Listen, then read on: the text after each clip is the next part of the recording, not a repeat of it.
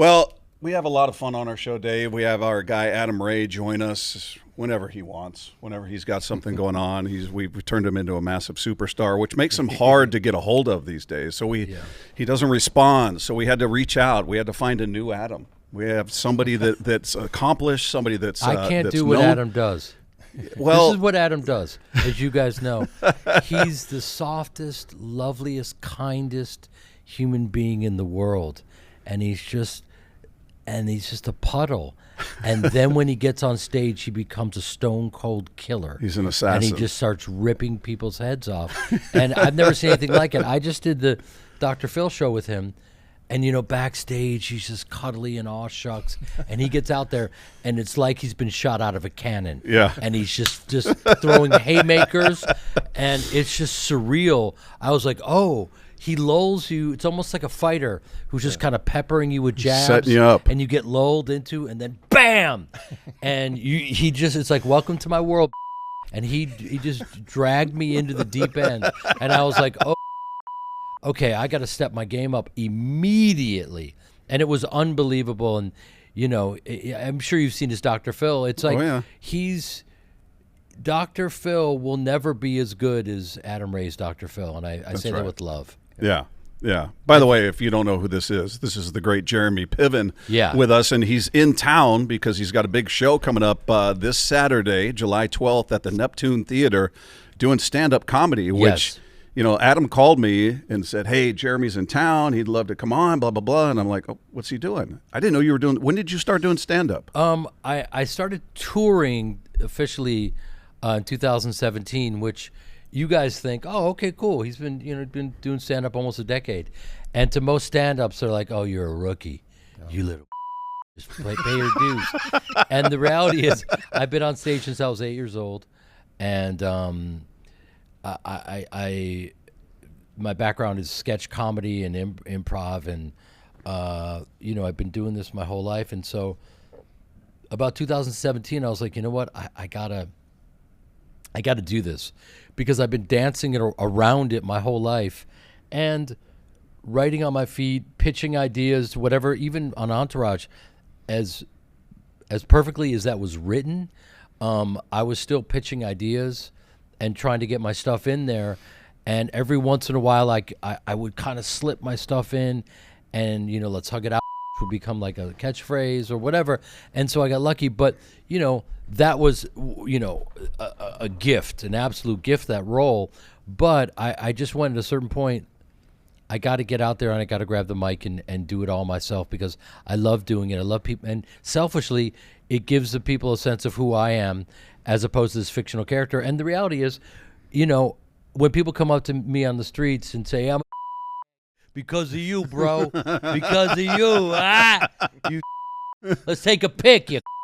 And then when they say that, and I'm at the urinal, and, it's always awkward. It's very awkward. But the reality is, I can either get frustrated, which I used to, and there's no need for that, because I played an authentic character and I was in people's living rooms for a decade. So now it's up to me to go out there and make them laugh and know who I am, tell stories, do impressions. And to me, it's like the dream, because I just have total freedom. I have the whole stage. The Neptune, is, you guys know, is a beautiful stage. Mm-hmm. And I'm just going to get up there and rip it up. Yeah, it's funny. We just had this video of Cal Raleigh when he's hit 35 home runs, made the All-Star team. You found a way to squeeze Cal into this conversation. Unbelievable. Anyway, he was, they have a video of him when he's like 8 years old, I think. And he's talking about, I'm going to be the home run derby champion. Yeah. So that was you, right? I mean, you said around 7 or 8. When did you know that you were going to be a performer? I was just, my parents threw me up on stage at the Piven Theater, and I was butchering like great works of art from a very early age. Myself and John Cusack, both as children, would like alternate like roles as this kid in this Chekhov play my parents were doing, and we just started studying, getting up and doing improv, and I just thought, you're a kid and you're like, oh, well, I get to play on stage. So I'm playing outside, I'm playing football, we're running around. Then I get up on stage and we're just still playing games, theater games. So it was all the same to me. I wasn't thinking, oh, I'm going to be an actor. No, I didn't have, that kind of plan like a lot of athletes do. Yeah. They can see it all. I didn't get ahead of myself. I just kept performing and just never stopped working. And then it's very much like sports because the variable is reps. Yeah. And when you get your reps in and it really is, the harder you work, the easier it looks. Mm-hmm. So when I'm up there, people are like, you're a natural. You were born to do stand-up. You just got up there and did it. Like, yeah, I do. I don't wait. No, I do 250 shows a year. I do 5 to 8 shows a week, and get up and wherever, and just keep grinding. Do you feel like you go in with a bit of an advantage because everybody knows who you are? So they're ready to, maybe you get some slack that another comedian who's unknown steps up there. Maybe they got a little tighter rope to walk than you do. You got some slack because they love you. They're going to see you. They know who you are. Yeah, they want to laugh. I mean, what I do is, to keep it real, I'll whether New York, Chicago, LA, jump up where it's just like 5-6 comics in a night. They don't know you're coming. Okay. And I get up in the middle of killers, and that's the real way to tell. Because those they're not there to see you. Right. Like, can you hold your own? And the answer is I can't at all, and I bomb terribly, and I'm viciously mediocre, and it's a disaster. And I go home and I cry like a grandmother, and then I somehow make it up the next day. It's amazing because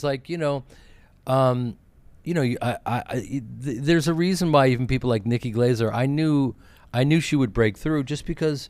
I'd be on these lineups with her, and I would just watch how hard she works, and she takes it really seriously. It's like, you want it to look like you're just making all this stuff up, but there is a bit of an art to it. And I remember when she was just working, even the Tom Brady stuff or the Golden Globe stuff, she's up every night, mm-hmm. And you make, nothing. Yeah. You do it, just to get the reps. And so, you're right. Like, if they are there to see you and they like your work, they'll give you a couple moments, but it goes quiet pretty fast, and then you got to bring it. And I love that. I love it, and I love having to earn it because that's the way life should be. You should have to hunt and kill your own food. There's a lot of people that just don't want to work while they're working. Right. And we see them every time we walk into a coffee shop. That's right. Sorry. There's going to be a lot of editing here. Yeah. It always amazes me, hecklers. Like, almost every show I go to, there's somebody. Yeah. And to me, that's like somebody coming out of the stand saying, I can cover DK Metcalf or whatever. I mean,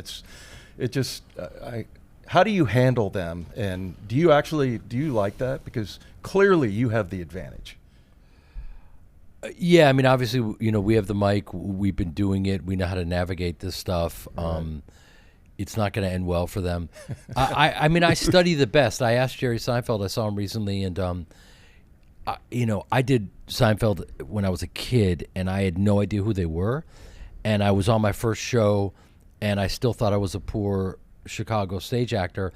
I was on the Larry Sanders as a regular, and I was living in this guy's pool house. I mean, that's like my mentality. And I remember our showrunner came over and goes, "Hey, dummy, you're a regular on a series. Why are you in the pool house?" And I was like, still like, I don't have any money. It's like, but I auditioned for Seinfeld and got it and played George in the show within the show. And so I didn't even know who they were. I didn't have a TV. So I didn't know who. I knew they were the Beatles, but I had no real reference. I knew they were huge. So I can always go to Seinfeld and ask him questions about stand-up, and I ask him a lot about crowd work because he's the master, and he makes it look so easy. I mean, imagine you're Jerry Seinfeld. You don't even have to be there, right? He's performing. He performs almost every weekend, and he's up there, and they start doing a Free Palestine protest in the middle of his set, and they've got the whole thing, and they're, screaming, and he somehow goes, you and I want the same thing. You're looking for an audience. I'm looking for an audience. You hear that? I'm doing well. You're not doing well. You know what I mean? And I'm just watching him going, how in God's name does this guy do that? Yeah. Like, someone is artistically cock blocking you in the middle of your set, and he has enough clarity to have empathy for them and then school them at the same moment in real time and make it funny. Like that's some Zen, master 11th degree black. So I can just go to him and ask him, like, how do you do that? And he'll say, look, man, you gotta have empathy for these, whoever, and the more you do, the funnier it is, which is crazy. And our guy, Adam Ray, he also is really good. His crowd work. Every single person. Oh, yeah. Yeah, dude. How are you, man? That's amazing. You're wearing shorts. That's incredible. Wow, bro, that's crazy. Did you go, like, he really, and you're like, oh my God, Adam loves these people. And he just and that's just so funny that some dude is yelling at him in the middle and Adam's so kind. And then of course he crushes them. Yeah. And then it's game over. But there's an art to it. Who do you, obviously you can tap into Seinfeld or Adam or whoever, Nikki Glaser. Who do you watch that just, you look at him and that guy just makes me laugh, or that girl just makes me laugh, no matter what they do, whether is it Bill Burr, is it somebody like Dave Attell, or... David Tell's is he's another master at crowd work like no other, and his mind is incredible. It's funny because what I do is I just tell stories, relay what's funny, enter into these characters, do the impressions, do the observational stuff, and it's not derivative of anyone else. Mm-hmm. I just shot my special in Chicago at the Vic Theater, and man, it was just it was incredible to go home. I wanted to do it at home, and it was emotional. I just buried my mom, literally. It was insane, and dedicated it to her. Got emotional, crushed it, standing ovation. Everybody wins. But to answer your question, there are guys like Shane Gillis who you can't help but laugh at that. He's so, it looks effortless, but it's so interesting because he's a big fat guy and there's no fat on his comedy. Yeah. And he even says, I got milk fat. I don't know what happened. I was crushing milk over the pandemic. I don't know. You know what I mean? But it's just so, the old man's a Fox News dad. You don't want a Fox News mom. She smokes in the kitchen. It's just bam, bam, bam. He comes up with these images and metaphors that are so clean and succinct, and it looks effortless, but he's pretty brilliant, and he really makes me laugh. He's just smart and funny and self-deprecating. He's great. Is there a project that you've worked on that really stands out to you, whether it was great and so much fun, or it was a disaster, or any, because you've got quite a career going for a long time. Yeah. Anything stand out where you had fun, or the opposite? It's funny because I think I used to care what people thought of me, and that's dangerous. Oh boy, is that dangerous. Yeah. Because it's none of your business. It really isn't any of your business. And so I think it used to bother me that people thought I was Ari Gold, and I like to go to work and be prepared and do the best job I possibly can. And so, especially with Entourage, I would just go and I had 4-page speeches that I had to be word for word. And if I didn't, no matter how the take was, how good it was, if I missed a word, I had to go back and do it again. So I had to make sure that it was just locked in, that I owned the language completely. It was the 5th month of a run of a play where it's just effortless and you're in the zone. I had to get into that zone. So I'm not on set, bro, do you see the Seahawks last week? Metcalf is a beast. No. I tried that and I sucked because the rest of the guys, because they all were, no one could have done those roles better. No one. But not a ton of dialogue. You know what I mean? So they were living the dream and could play and have fun. I long for that. I don't have a photographic memory. So I had to just kind of stay in this zone where it was and then unleash it as if it was improv and blah, blah, blah. And everyone thought I was improvising and every word was written. So that was the gift of a lifetime, but it was work. And so I wasn't there's this guy who was on Entourage, this character actor, who, he and I didn't get along, and he's what's the word? And I can't say his name, Malcolm McDowell. And Malcolm McDowell, it was very interesting because he was on the podcast with the great Doug Ellen, who created Entourage. And he said, well, Piven, he's not a very good hang, is he? Not a very good hang. And they used to say that about my father, who was a brilliant actor and my acting teacher. When we're working, I want to do the best I can. And if I around, I around one time and they yelled action and I didn't know where I was. I didn't know what. And there's some people that can just snap into it. I gotta figure out a way to get in the zone. Everyone's different. Right. You know what I mean?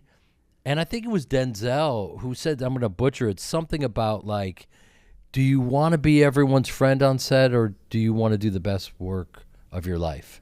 Mm-hmm. You know what I mean? Yeah. And so, listen, I remember going to see when old school, Will Ferrell, those guys, they're some of the funniest people on the planet. Vince Vaughn, Todd Phillips, who wrote and directed it. Those guys are absolute killers. They crush it. It's a different vibe. They want you to play and improvise and have fun and be laser sharp and crush it, but it's a different energy and a different vibe. And, Will is one of those guys who has been doing sketch comedy forever, was on SNL. And so, there may be no one better. Getting him to break is one of the hardest things in the world. He doesn't break because he's been, trained like that. So he's an absolute killer, as is Vince. But the best work of my life hasn't come out yet. It'll be out in October. It's called The Performance. And I've been working on this for 15 years, and as soon as we leave, I'm going to get updated about I've been after this movie, and it's to do an independent movie, which simply means that you have complete creative control, but it also means you got to find your own money. Mm-hmm. You do a studio movie, they provide you with all the money, and then you get 116 notes, so it's a different game.